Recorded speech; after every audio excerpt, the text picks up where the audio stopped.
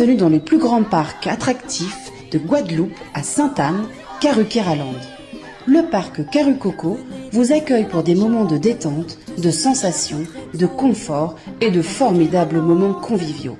Le parc de Karucoco, impasse des Sapotilles, route de Delair à Sainte-Anne. Karukéraland, c'est aussi Karucoco Lodge, des appartements d'exception à proximité du parc. Piscine, jacuzzi, jardin privatif, des espaces accueillants avec une décoration hors du commun. Des moments de détente uniques en Guadeloupe. Réservez dès maintenant votre séjour sans plus attendre. Martinique Actualité. Les sujets que nous allons aborder ce soir. La grève à la Poste est terminée, elle aura duré 22 jours.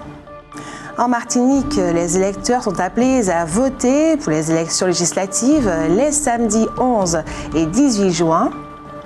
Pour la 5e fois en un an, l'hôpital Pierre Zobda-Kitzmann a déclenché le plan blanc. Question sondage, les députés martiniquais servent-ils à quelque chose à l'Assemblée nationale? Vos réponses dans un instant. Et en fin de journal, le savoir et réfléchir de Roland Laouché. Voilà pour les titres. Et pour commencer, si vous êtes étourdi lorsque vous vous levez rapidement alors que vous êtes assis ou couché, vous souffrez d'hypotension orthostatique. Cette pathologie doit être soignée car votre étourdissement peut aller jusqu'à l'évanouissement et vous pouvez vous blesser. De surcroît, cette maladie semble causer une dégradation plus rapide des capacités cérébrales au cours du vieillissement. Parlons maintenant de la qualité de l'air. L'air aujourd'hui en Martinique est dégradé. Hier, dans ce même journal, nous vous disions que la Martinique était en train de devenir un territoire criminogène. Il s'agissait, hélas, de propos prémonitoires puisque 2 hommes ont été assassinés au quartier Cité Nouvelle, à Rivière-Salée, la nuit dernière. Ils ont été tués par balle au terme de ce qui semble s'apparenter à une expédition punitive. Un 3e homme a été blessé à cette même occasion. 12 personnes ont été tuées en Martinique depuis le début de l'année. C'est une moyenne de 2 par mois. Dans un petit pays comme le nôtre, c'est beaucoup, beaucoup trop.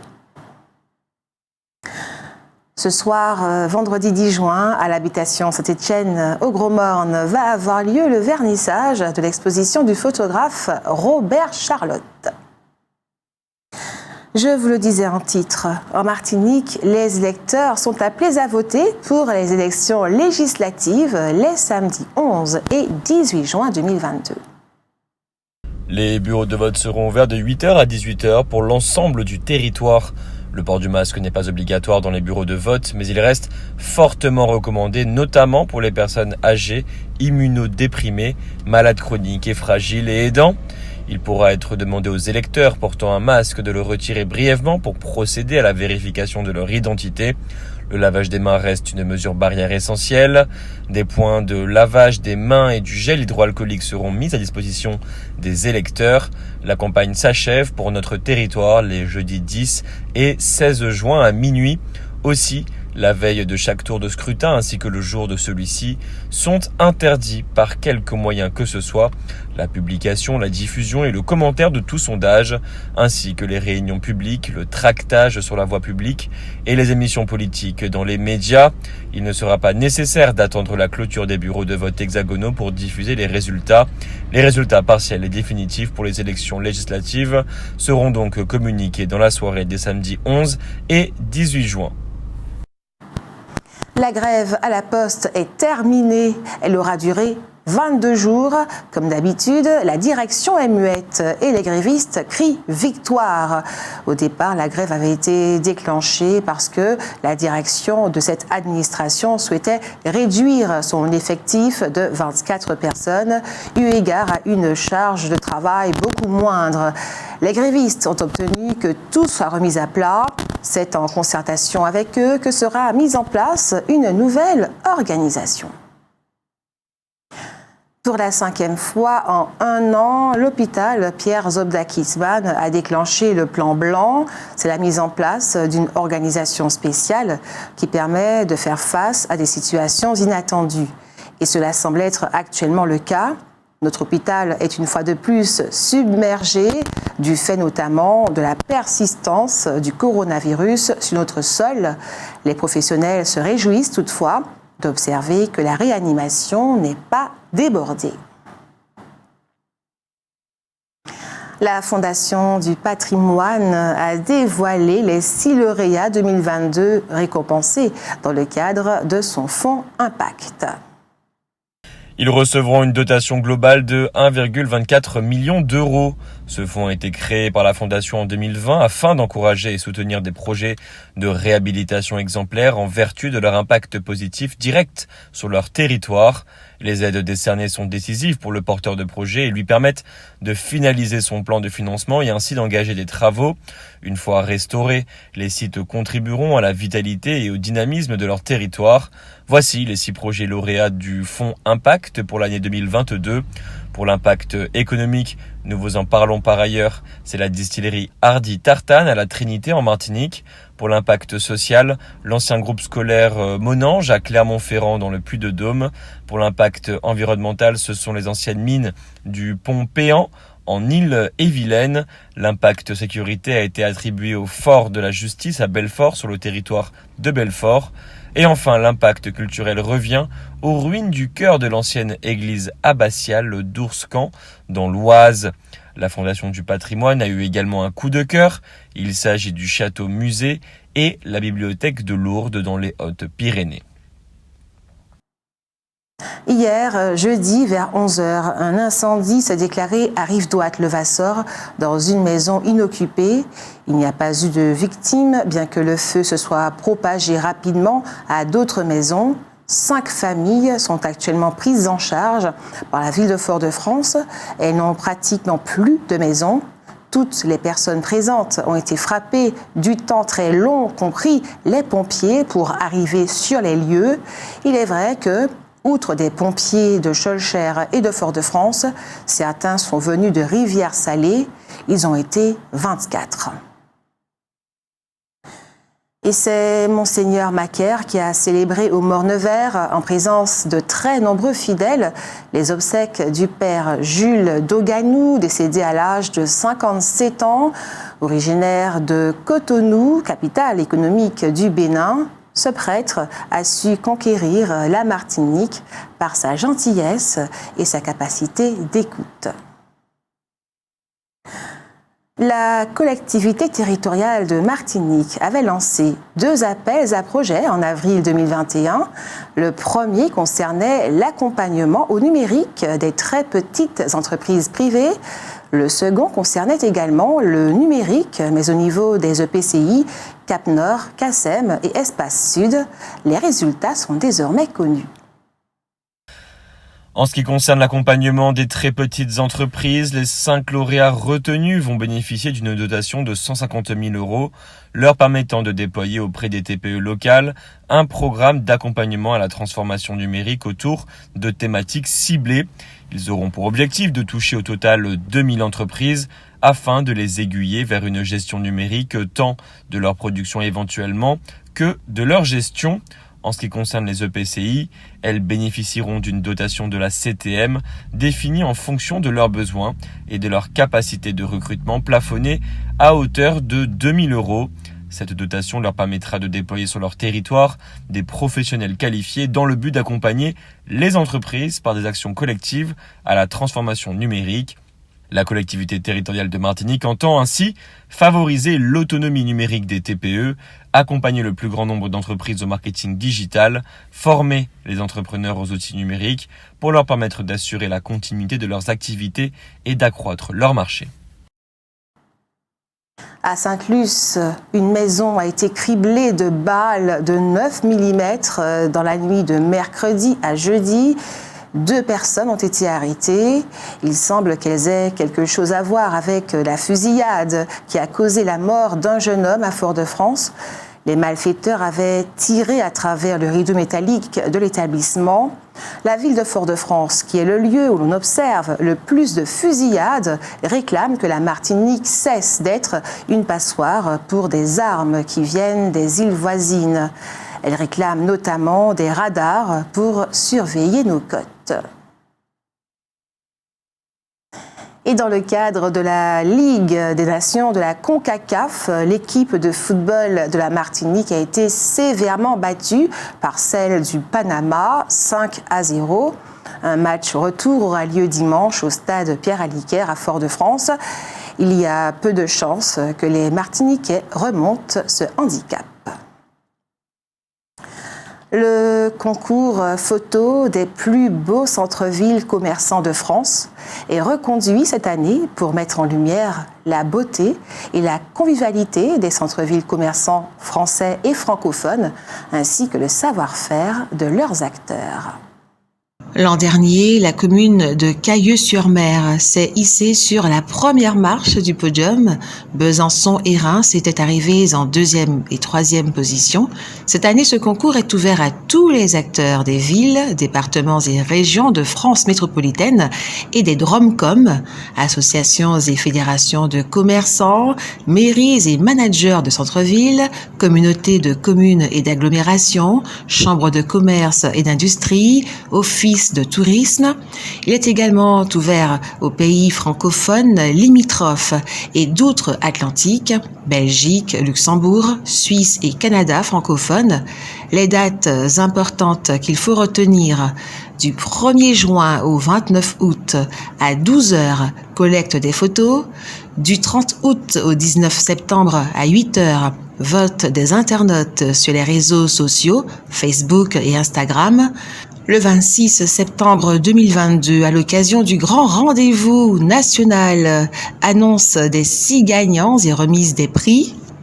Les récompenses iront d'une animation d'une valeur de 10 000 € pour le centre-ville gagnant à une formation en ligne d'une journée sur les réseaux sociaux et le community management, en passant par des bons d'achat et des décorations pour les centres-villes. À la suite du concours, la FNCV éditera la seconde édition du magazine Grand Angle sur les villes, qui met à l'honneur les centres-villes commerçants gagnants, mais également l'ensemble des participants du concours selon l'ordre établi. Et ce rendez-vous, ce samedi 11 juin, de 9h à 16h, l'association Trésor de mes tiroirs et ses partenaires convient enfants et adolescents à la 4e édition des Enfantines. Comme les fois précédentes, de nombreuses activités seront proposées aux enfants, mais le thème choisi cette année, c'est « J'écris mon premier livre ». Il vise plutôt les adolescents. Cette manifestation va donc se passer sur le front de mer des Trois-Îlets. La ville de Cherbourg, dans l'Hexagone, accueille de nombreux migrants qui arrivent dans l'intention de rejoindre le Royaume-Uni. Il n'empêche, s'agissant des migrants qui ont réussi à atteindre la France, avec pour objectif de se rendre au Royaume-Uni, les pouvoirs publics français ont le devoir de les gérer. Notons que s'il y a des migrants à Calais, ils sont présents aussi sur d'autres territoires, à Grand-Sainte, à Cherbourg, à Paris ou ailleurs. Or, il est important de savoir que certaines régions françaises arrivent parfaitement à gérer leur flux migratoire. Ainsi, à la différence de Calais, il n'y a jamais eu de jungle de Cherbourg, parce que les passeurs n'y ont jamais eu la main sur les migrants. En effet, à Cherbourg, si les migrants ont besoin d'un logement, ils sont logés. Quand ils ont besoin d'un téléphone, l'association Itinérance leur en fournit un. Quand il leur faut des cours de français en accéléré, des associations, voire les collèges, s'en chargent. La préfecture travaille à leur intégration, main dans la main avec la mairie et les associations, mais aussi avec l'appareil judiciaire qui ne se focalise pas sur les obligations de quitter le territoire français. Les migrants n'ont donc pas pour seule idée de quitter la France le plus vite possible et à n'importe quel prix. Un certain nombre d'artistes martiniquais ont décidé de prendre à bras le corps la problématique de la création d'une façon académique de danser le zouk, d'une danse du zouk, d'un pas du zouk comme il existe le tango, la valse, le rock'n'roll ou la salsa. Le directeur de notre station, Roland Laouché, il y a plusieurs années déjà, avait invité le chanteur Jean-Marc Templet et le chorégraphe Jean-Claude Lamorangère dans son bureau et leur avait expliqué qu'il était nécessaire de faire cela. de créer un pas pour le zouk, car c'est souvent à travers la danse que les musiques traversent l'espace et le temps, un temps qui peut durer des siècles. Et il leur avait bien entendu parlé du tango, de la valse, de la mazurka, etc. Cela se fait donc aujourd'hui. Il faut s'en réjouir, puisqu'il vaut mieux tard que jamais. Nos sociétés peuvent-elles continuer à utiliser de plus en plus de moyens de communication informatique en laissant sur le bord de la route tout un pan de leur population ? Une étude de l'INSEE publiée en mai dernier montre que les rangs des laissés pour compte de la dématérialisation ne cessent de grossir. Sur l'année 2021, un usager sur 3 dit avoir renoncé à effectuer au moins une démarche en ligne. Il s'agit surtout des personnes âgées et modestes. Certes, les 3/4 d'entre elles ont pu effectuer ces démarches autrement, par téléphone ou sur place. Il n'empêche que 8% de la population totale ont renoncé définitivement à effectuer des démarches administratives par manque d'accès à Internet ou faute de savoir l'utiliser. Des discussions sont actuellement en cours pour savoir si finalement, oui ou non, Zinedine Zidane sera le nouvel entraîneur du Paris Saint-Germain la saison prochaine. Suspense pour Kylian Mbappé, on connaît le résultat. Suspense aussi donc pour Zinedine Zidane. Ce 1er juin, l'Observatoire des inégalités a publié son 2e rapport sur les riches en France. L'Observatoire des inégalités fixe le seuil de richesse à 3 673 € mensuels pour une personne seule après impôt. Cela concerne 4,5 millions de personnes, soit 7,1% de la population. Les riches sont en moyenne plus âgés que la population générale. Beaucoup habitent en Île-de-France, l'Ouest et le centre de Paris, Neuilly-sur-Seine, Saint-Claude ou encore Saint-Mandé. Les revenus des riches ont progressé continuellement dans la première décennie de 2000. Ils ont été très peu affectés par la crise financière de 2008. En 10 ans, cependant, le nombre de riches en France a légèrement reculé, mais leur richesse a augmenté grâce à la suppression de l'ISF et au changement de la fiscalité sur les revenus financiers décidé par Emmanuel Macron en début de premier mandat. En outre, les salaires les plus élevés ont plus augmenté que les autres. Ajoutons qu'en France, 87% des héritages perçus par un individu sont inférieurs à 100 000 €. Vous avez tout de suite la parole dans notre sondage. Alors, vous répondez à cette question. Les députés martiniquais servent-ils à quelque chose à l'Assemblée nationale? Nous vous écoutons. Sondage.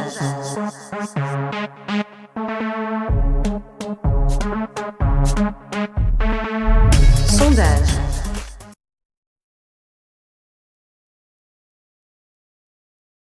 Utile quand ils font leur travail, quand ils défendent le peuple, c'est tout. Alors, pour moi, vu ma pathologie, je suis restée quand même quelques années à ne pas suivre la politique. Je ne suis pas trop politique, mais ce que je peux dire, c'est qu'il n'y a pas d'avancée au niveau de la santé. Parce que, voilà, je galère un petit peu et si ce n'est pas par mes propres moyens, je ne vois pas d'évolution, surtout au niveau finance. Donc, je peux dire que pour les effets secondaires, moi, je dépense beaucoup et je ne vois pas d'avancée au niveau santé. Certains portent des résultats, mais d'autres ne portent pas correctement. C'est ce qu'on vit à la Martinique. On a besoin de la Martinique. Ça ne donne pas les solutions positives pour les jeunes qui arrivent, qui souffrent beaucoup en Martinique. Est-ce que vous voyez comment les jeunes font sur la route maintenant? On a que, comme on appelle ça, comme en Chicago, ça commence à venir comme Chicago en Martinique. Et tandis qu'on pourra arranger les choses mieux que ça en Martinique. On souffre un peu à la Martinique, beaucoup. Les vieux, les jeunes, les travailleurs, c'est pas normal pour Dieu ne porte pas de ces points pour la Martinique.